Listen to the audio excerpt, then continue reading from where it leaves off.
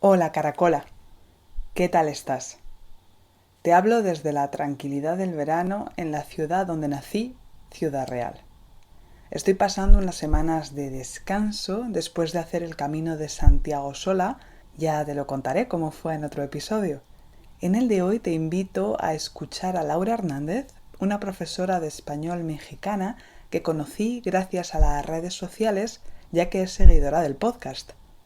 Lo que más admiro de Laura es que tiene la capacidad de hacerte reflexionar de manera empática, pero siempre respetuosa. Por este motivo, decidí invitarla al podcast para charlar sobre algo que nos preocupa a ambas: cómo viajar sin reproducir estereotipos. En esta conversación, Laura te dará claves para viajar a México de manera más auténtica y sobre todo a abrir tu mirada para ver más allá de los clichés. Porque ese es el objetivo del podcast, que los estudiantes intermedios y avanzados de español que me escuchan puedan comprender mejor la complejidad cultural de los países de habla hispana, su historia, sus costumbres, y no se limiten a ser un simple turista, sino un viajero. Para mí es la manera más motivadora de enriquecer tu vocabulario y además adquirir estructuras más complejas sin darte cuenta gracias a la escucha activa de historias inspiradoras y creadas artesanalmente para ti. Este es el principio que aplico en mi programa Activa tu Fluidez, que abrirá sus puertas de nuevo en septiembre. Si tienes ganas de retomar tu español porque te gustaría hablarlo con más precisión, conocer más palabras específicas o tal vez mejorar tu pronunciación e incorporar una práctica guiada a tu día a día, siempre con el acompañamiento de una profe especializada, será un auténtico placer tenerte en la nueva edición. Las inscripciones están reservadas exclusivamente a los miembros de la newsletter de Sí Comprendo. Pero es muy fácil inscribirte. Visita mi web sicomprendo.net, comparte tu mejor dirección de correo electrónico conmigo y recibirás toda la información que necesitas sobre este programa que he creado especialmente para estudiantes a partir de un nivel B1. Relájate y prepárate para viajar conmigo a México en 3, 2, 1.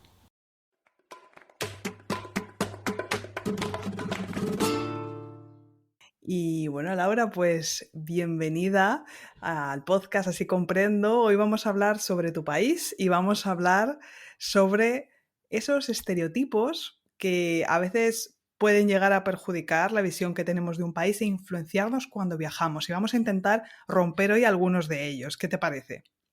Perfecto, muchísimas gracias por la invitación, Paloma. Estoy muy contenta de estar contigo. Y yo de que hayas aceptado. Y entonces, tú eres profesora de español y en tus clases, en tu experiencia también tratando con extranjeros, ¿cuáles dirías que son los tres clichés sobre los mexicanos o México en general que más sueles escuchar en tus clases? Pues está el tema del tiempo, que no tenemos la misma percepción del tiempo, y es verdad, como todos los clichés tiene un poquito de verdad. Está el tema de la alegría, ¿no? Como los mexicanos son muy alegres y les encanta la fiesta, también tiene algo de verdad. Todos los clichés tienen un poquito de verdad. Y en tercer lugar, ¿qué diría? No sé, que comemos picoso.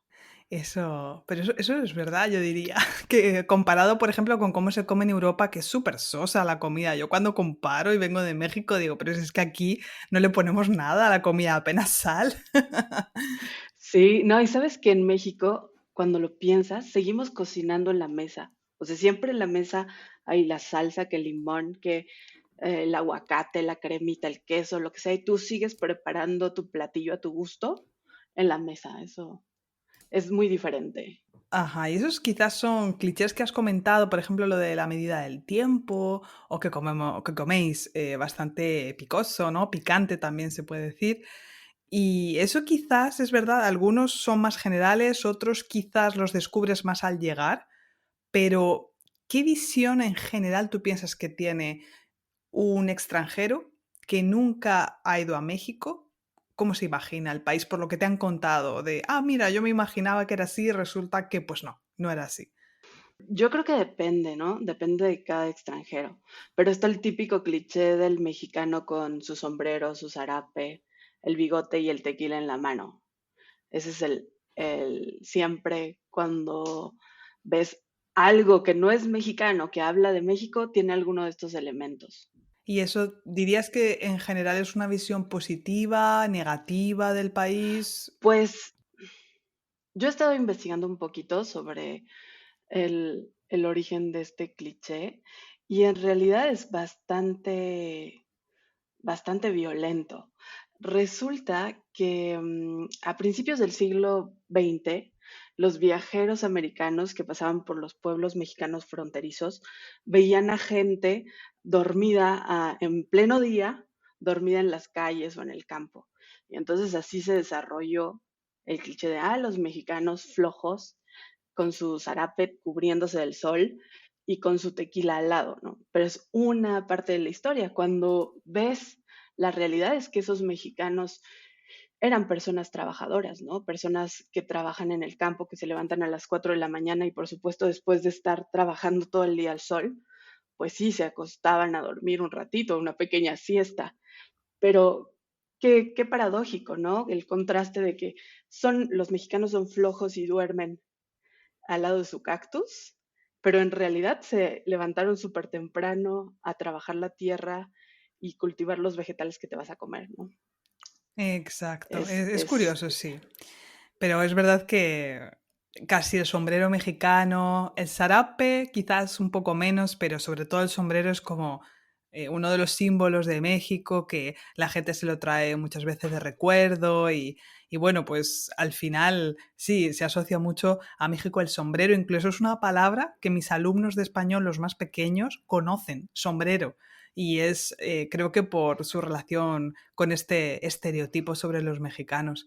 justamente, por supuesto, hay personas que usan sombrero, pero ese sombrero, el típico sombrero es como de Jalisco, de mariachi, y es una parte chiquititita de la indumentaria tradicional que existe en México.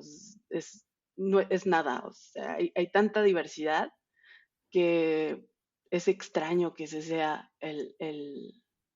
la imagen de México, ¿no? El símbolo de manera, que es como un icono.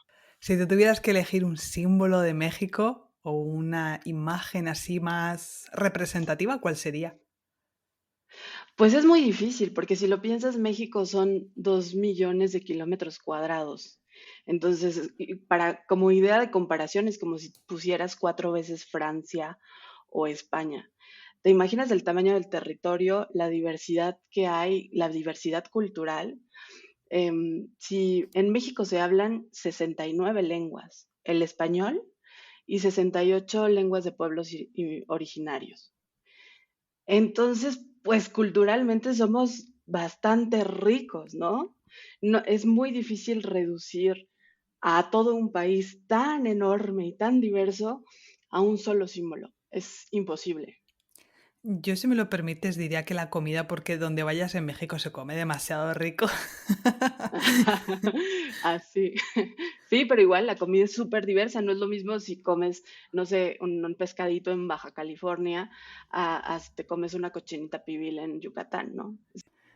Y esa visión que tenemos los extranjeros muchas veces tan estereotipada del país, que al final nos pasa a todos, a los españoles también cuando tenemos turistas o a los propios franceses también, como yo vivo en Francia, que la gente llega pensando ya que se va a encontrar a todo el mundo con la baguette bajo el brazo y cosas así, pues ¿qué piensas tú que continúa alimentando esos estereotipos que la gente tiene sobre México? Porque si nunca has ido allí, ¿cómo puede ser que te imagines qué es eso? Pues yo creo que todo viene de qué es un estereotipo, ¿no? Si lo reflexionamos un poco, es como simplificar al otro y definirlo a partir de lo que es diferente a ti. Es una visión súper pobre del mundo, ¿no? Con lo único que sabes de esa persona o de ese grupo de personas, lo vas a etiquetar y así lo vas a entender. Y yo creo que en alguna época pues era normal porque no había tanta conexión entre los países o las culturas.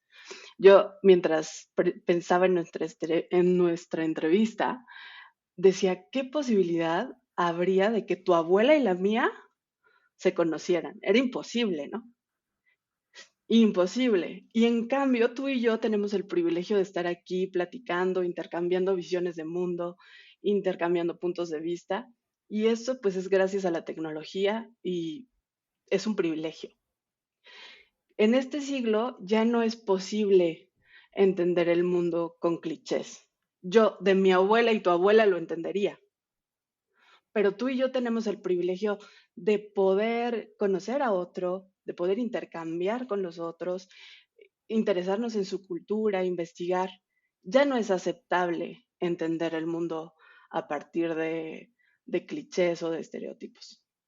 Claro, como dices tú, es un privilegio poder charlar, pero al final a mí me da la impresión de que en lugar de ir hacia un contacto más humano, nos quedamos, por ejemplo, con la visión que nos dan las series, que en el caso de México creo que no le han hecho un gran favor últimamente. No sé cómo ves tú este tema. Así, pues el narcotráfico, ¿no? Pero pues sí es cierto, el narcotráfico existe y la violencia existe en México. No es una mentira.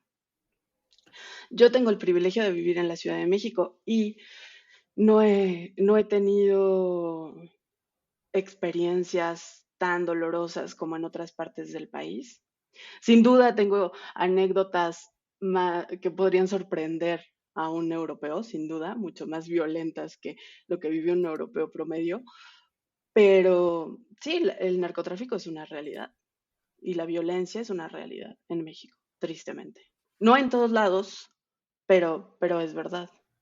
Entonces esto no sería tanto un estereotipo, sino sí como una realidad que quizás de alguna manera incluso las series idealizan, porque a veces muestran el lado agresivo desde luego, pero también un poco idealizado de los narcos, porque yo lo veo en mis clases, que mis alumnos siempre quieren hablar de Pablo Escobar, de El Chapo, y es como, bueno, pero podemos estudiarlo desde un punto de vista serio, pero si es para idolatrar lo que ha hecho esta gente o lo que está haciendo, pues no, está claro que no. No, por supuesto. Sí, las series son ficción y, y responden a ciertas necesidades comerciales, sin duda. Y creo que todo depende de cómo abordas el tema y cómo intentas verlo. A los chiquitos supongo que hay que guiarlos y decirles, sí, es una realidad, pero es violencia y hay muerte y cosas terribles detrás de estos narcotraficantes, sin duda. Pero bueno, es algo que no te puedo decir, no es cierto, es un cliché, no te puedo decir porque tristemente es una realidad en México, el narcotráfico y la violencia. Y más allá de, bueno, estos temas que son sensibles y delicados, que hablamos un poco también del tema de si era peligroso o no viajar en México en un antiguo episodio del podcast, que os invito a escuchar si os apetece profundizar un poco más en este tema, pero más allá de la violencia, que pues sí es una triste realidad del país, ¿qué otros aspectos piensas tú que sorprenderían a los turistas si de verdad los conocieran y que muy poca gente conoce, al menos antes de visitar el país? Pues, como te decía, es la diversidad, ¿no? Solemos pensar que México es el desierto y no. O tenemos playas paradisíacas, por supuesto, pero también tenemos bosques, volcanes, manglares, tenemos una gran diversidad y no importa a dónde vayas, siempre vas a encontrar algo lindo que ver, ¿no? Tenemos, por ejemplo, creo que es el segundo país donde se ven más luciérnagas en la temporada de lluvias, que es una experiencia increíble ir a ver luciérnagas o liberar tortugas o ir a ver ballenas a Baja California, las mariposas monarca que vienen de Canadá. Hay tantas cosas que hacer. Te digo cosas como de naturaleza, pero también culturalmente. Tenemos muchísima, como te decía, si tenemos 68 lenguas de pueblos originarios, esa misma cantidad tenemos de visiones de mundo, de culturas, de leyendas, de historias. Entonces, puedes al lugar a donde vayas, siempre vas a encontrar algo interesante que hacer y algo lindo que ver que te va a sorprender. Y hemos hablado mucho hasta ahora de los estereotipos que hay sobre los mexicanos o México, pero a ver, cuéntame, los turistas que os visitan, ¿vosotros tenéis algún cliché sobre ellos, los que más os visitan al menos? ¿Les tenéis así un apodo cariñoso? Por ejemplo, en España llamamos a los turistas alemanes, ingleses, un poco franceses también, los llamamos los guiris, que pues a veces vienen con una indumentaria, con una ropa particular y tienen una serie de actitudes que se suelen repetir y bueno, a veces también tenemos estereotipos sobre las personas que nos visitan. ¿Cuáles serían en México? Pues en México, la mayoría de las veces las personas creen que son gringos. Bueno, conoces la palabra gringo. También sería como yankee, exacto, estadounidense, ¿verdad? Exacto. Pero, ¿sabes? Es sorprendente, las personas que se dedican al turismo fácilmente distinguen del lugar del que vienes. A nosotros nos ha tocado ir a restaurantes y como sabes, mi esposo es francés y entonces el chef nos preguntaba, yo había pedido un pescado a la talla, ¿no? Estábamos en Ixtapa y nos preguntó, perdón, pero usted, ¿es francés de Francia o francés, habla francés porque es de Canadá? Y Nicolás dijo, no, pues porque soy francés de Francia. Entonces le recomiendo que la mitad del pescado sea solo con mantequilla y va a ver que le va a encantar. Entonces, y nos lo hizo, ¿no? Yo quería mi pescado a la talla, por supuesto, pero él propuso eso, lo hicimos y no sabes qué cosa más deliciosa. El chef sabía más o menos cómo es el gusto, cómo es el paladar de los europeos y por eso nos propuso cambiar nuestra orden. Y tenía razón. Es muy impresionante cómo las personas dedicadas al turismo identifican muy bien tus gustos y, bueno, tienen una idea bastante general. Y para responder a tu pregunta, generalmente el cliché del extranjero es que se va a quemar, ¿no? Y va a parecer camarón de lo bronceado, todo rojito, ¿no? Les decimos que parecen camarones. Y andan en chanclas, por supuesto. Y, ¿sabes? Estos chicos que son medio yogis, que andan sin camiseta, es como el típico estereotipo del extranjero en México, ¿no? En Es gracioso chanclas, porque todo rojo. es curioso, es que es bastante similar a lo que pensamos los españoles de los que nos visitan, porque también mucha gente viene a las playas, entonces como el europeo o la persona que vive en una latitud más al norte, pues no está acostumbrada a tomar el sol, va a un sitio con sol y le pasa eso, ¿no? Que enseguida, bueno, yo no me pongo crema, voy a llegar moreno para que todo el mundo sepa que he estado en la playa y no, porque al final pues te pones rojo, te quemas y no es bonito y además es peligroso. Así que sí, es curioso que este cliché se repite en los dos países. Y bueno, hay algo también que esto, bueno, me hace un poquito menos gracia, pero pasa mucho también para la gente que visita México y algunos otros países de América Latina.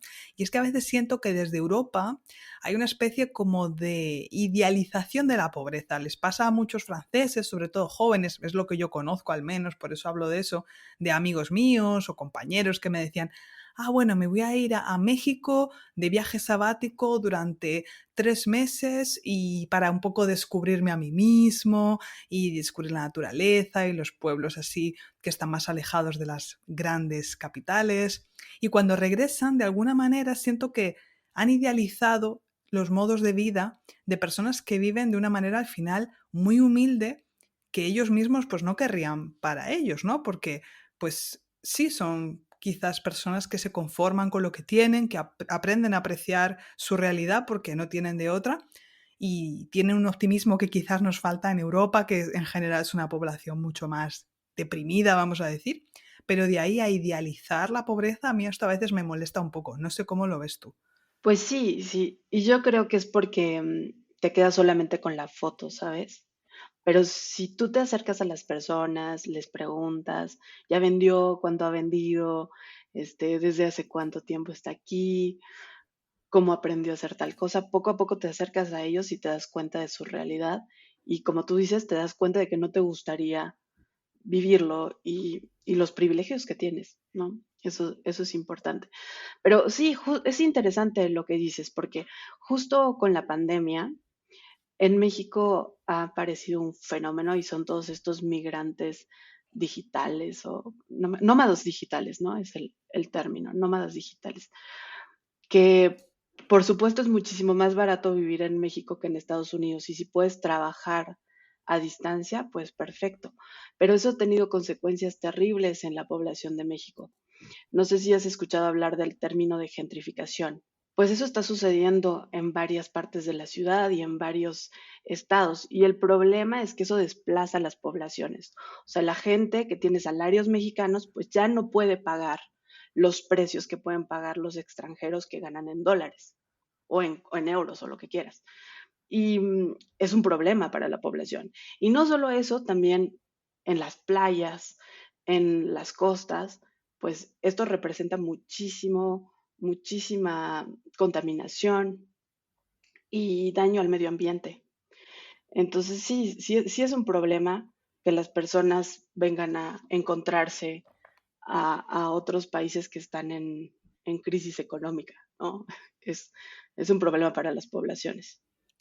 Es que es verdad que esto que comentas muchas veces la gente no lo piensa, pero por puro desconocimiento o falta de empatía o falta a veces de informarse también, porque es algo que yo he visto y que he vivido también en mis primeros viajes a México y de alguna manera es inevitable que sigas ese proceso, porque claro, el europeo medio es clase media baja en Europa. Eso implica que tiene unos modos de vida que no son nada ostentosos, que cobra, digamos, lo justo para vivir y, bueno, poderse pagar unas vacaciones que comparado a lo que pasa en otras partes del mundo ya es súper privilegiado, pero al final creo que desde fuera se imagina uno que en Europa todo el mundo pues es rico, ¿no? Y para nada. Entonces cuando uno viaja fuera, pues va con esa mentalidad de clase media y piensa que lo que hace en México, que es lo mismo quizás que haría en Italia o en España o en otra playa europea, es lo normal. Pues alquilar un depa en primera línea del mar o consumir en sitios locales. Y claro, no se da cuenta del impacto que eso puede llegar a generar porque para nosotros es lo normal y no pensamos que, claro, eso puede hacer que desplace a personas que no tienen el poder adquisitivo que tú tienes.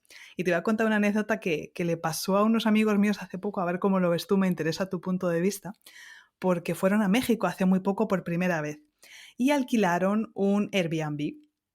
Y entonces ellos, pues son, te digo, una pareja muy normal, clase media, se pagan unas vacaciones al año y ya llevaban mucho tiempo ahorrando para este viaje, no es que cada año hagan viajes así exóticos. Y al llegar allá, pues ellos querían compartir con la gente que estaba trabajando en Airbnb, del servicio que estaban pues acondicionando, manteniendo, y porque para ellos eran un igual, porque digamos que en Europa una persona que trabaja en la limpieza no hay un clasismo, es como, bueno, pues sí, es un trabajador más, como mi madre podría haber hecho ese trabajo, o sea, no lo ves por encima del hombro, ni mucho menos. Entonces ellos quisieron compartir una comida con ellos, les hicieron una tortilla de patatas y los invitaron a comer.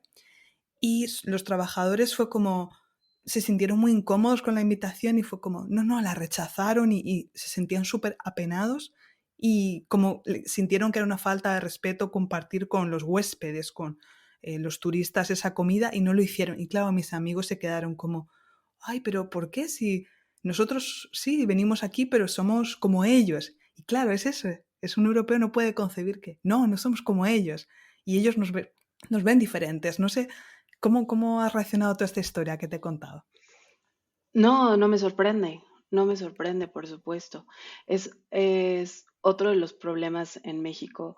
Eh, En México hay muchísimo clasismo y muchísimo racismo. Entonces, sí, hay estudios que muestran cuáles son tus oportunidades en la vida según el color de tu piel.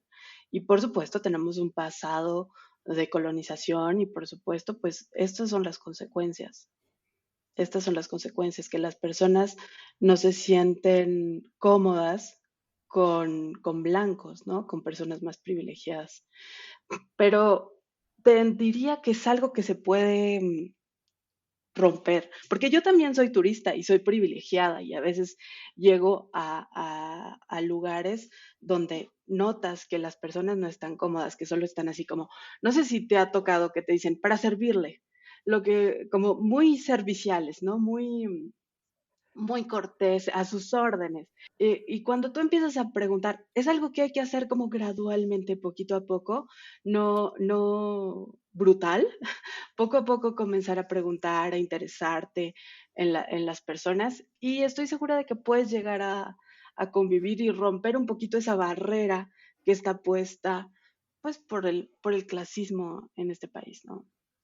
Creo Sí. que se puede lograr platicando y preguntando, acercándote a las personas. Sí, es eso, a través sobre todo de una escucha, ¿no? De, pues, estar atento a lo que esas personas te quieran contar para descubrir su cultura, con todo el respeto, ¿verdad? Y bueno, despertando esa empatía. Me parece muy buen consejo, pero sí, es algo que puede llegar a chocar en algún momento que, pues sí, uno piensa que es, entre comillas, un igual y esa persona no te ve como un igual. Entonces queda todavía ese resto, ¿no? De el pensamiento colonial que es quizás la peor herencia que se ha podido quedar, ¿no? Esa conciencia de que somos clases distintas, ¿no? Qué triste.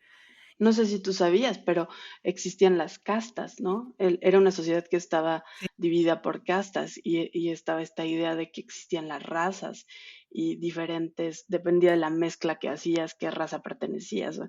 Y es algo, si tú piensas, México es un país muy joven, tenemos 200 años en comparación con otros países. Estamos batallando con todo eso, estamos construyendo y arreglando ese tipo de detalles en México. porque de hecho es algo que todavía se ve en la propia sociedad mexicana en sí, no hace falta que además vengan de fuera para constatarlos. Esos contrastes también se aprecian, ¿verdad? Entre pues gente que tiene mucho dinero, otros que viven todavía de una manera pues muy humilde y bueno, en eso se está en ese cambio, espero que mejore de aquí a un tiempo.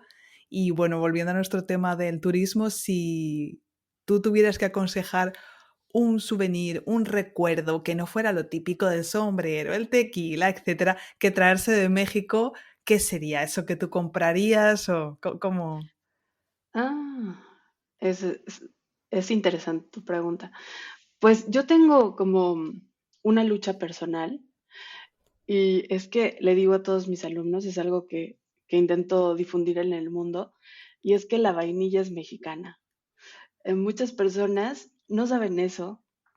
Y tiene una historia fantástica, la vainilla. Viene de Veracruz, de una región que se llama el Totonacapan, de una población, de un pueblo originario que son los totonacas. Y que ellos desarrollaron, por supuesto, toda la técnica que es súper difícil para, para conseguir la vainilla. Entonces yo diría ese tipo de productos, ¿sabes? Que te llevas con una historia, que aprendes algo. La vainilla, o por ejemplo, la miel de las abejas meliponas, no sé si conoces. Las abejas meliponas viven no solo en México, también en Centroamérica y me parece que llegan hasta Sudamérica. Son abejas que no tienen aguijón.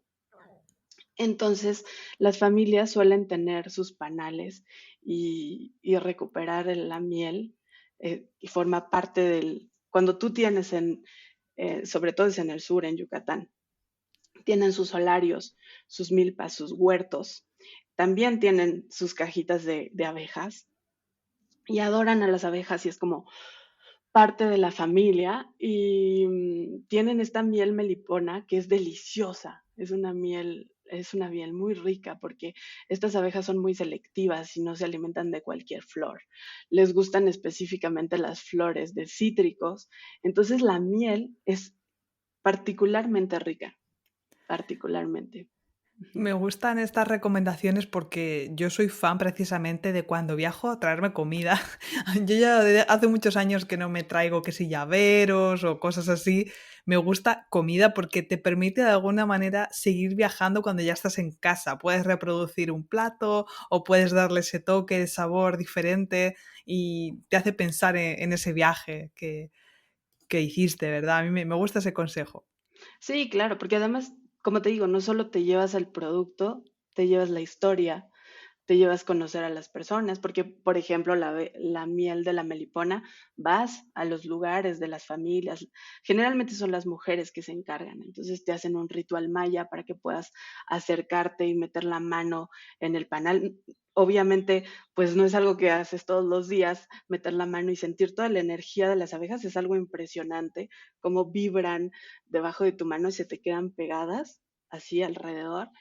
Es muy chistosito, porque son como unas cajas, ¿no? Las abren, te meten la mano, pero antes tienes que pasar por un proceso de purificación. Y después, a mí me preocupaba muchísimo, como, o sea, ya la saqué y ahora cómo van a regresar.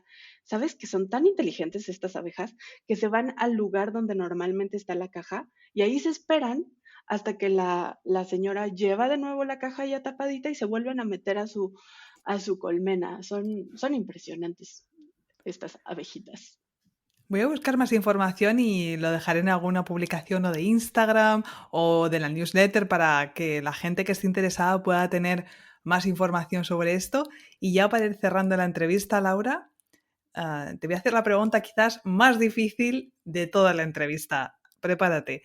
En tu opinión, ¿viajar contribuye a romper los estereotipos o a alimentarlos?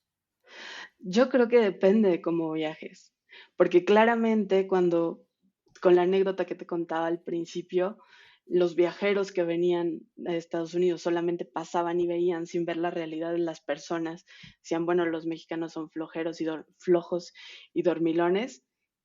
Esta forma de viajar pues contribuye a crear estereotipos.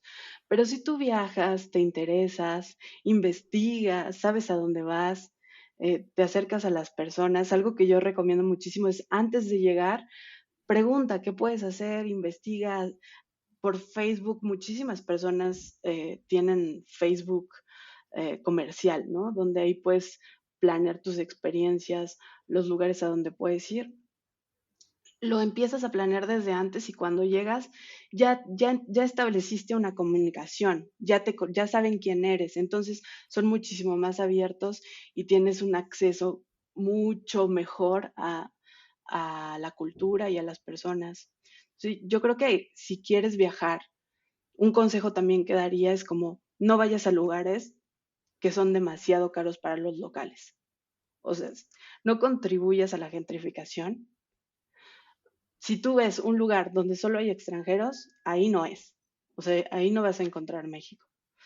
Y vas a ver, te la vas a pasar súper bien. Si tú vas a los lugares a donde van los locales, si tú, hasta la comida es más rica, pues. Hasta la comida es más rica.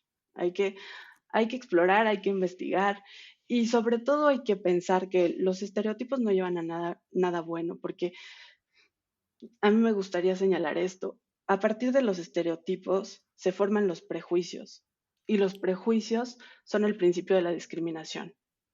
Entonces, si tenemos todas estas herramientas para entender a los otros, para acercarnos a los demás, tenemos que utilizarlas.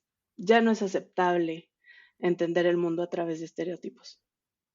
Qué bonito cierre, Laura, muchísimas gracias.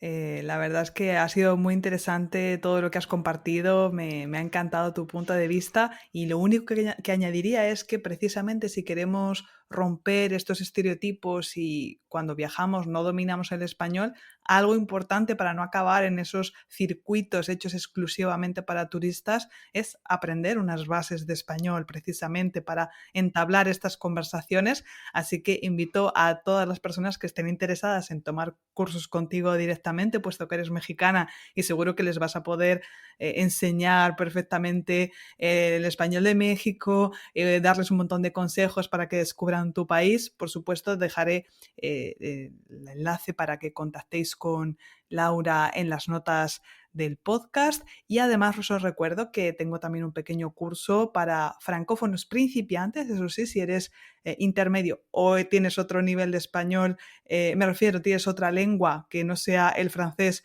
no es un curso para ti, pero si eres francófono y no tienes todavía unas bases suficientes para comunicar en español, te va a servir mucho este curso.